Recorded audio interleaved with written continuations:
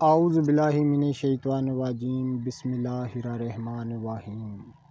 अल्लाहुम्मा सल्लि अला सय्यदना मौलाना मुहम्मदिन व अला आलिहि व सहबिहि व बारिक वसल्लम। तमाम तारीफ़ें रब्बुल इज़्ज़त की हैं जो तमाम जहानों को पालने वाला है।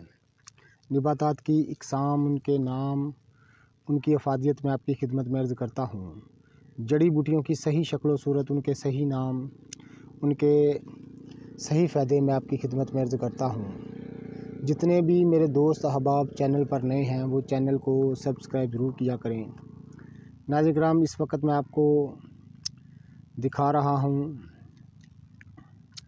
कारनी बूटी। ये देखें नाज़रीन किराम, ये इसका फल मैं आपको दिखा रहा हूँ। ये इस तरह ये आप देख रहे हैं,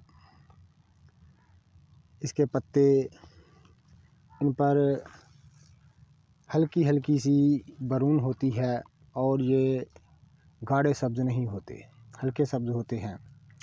इनकी इस पौधे की टहनियाँ भी जो हैं ये हल्की सब्ज़ होती हैं, गाढ़ी सब्ज़ नहीं होती।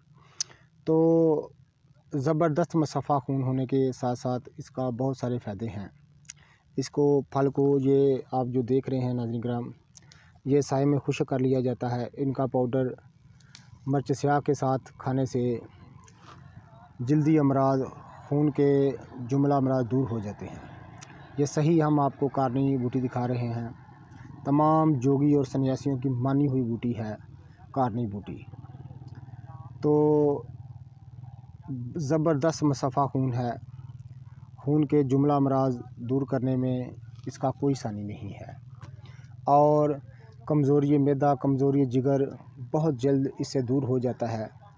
इसको साए में खुश्क करके इसका पाउडर इस्तेमाल किया जाता है। 1 से 1.5 ग्राम इसकी खुराक होती है। मिर्च स्याह के साथ इसका पाउडर इस्तेमाल किया जाता है। ये हम सही आपको कारनी बूटी का पौधा दिखा रहे हैं। तो जितने भी मेरे दोस्त अहबाब चैनल पर नए हैं वो चैनल को सब्सक्राइब ज़रूर किया करें।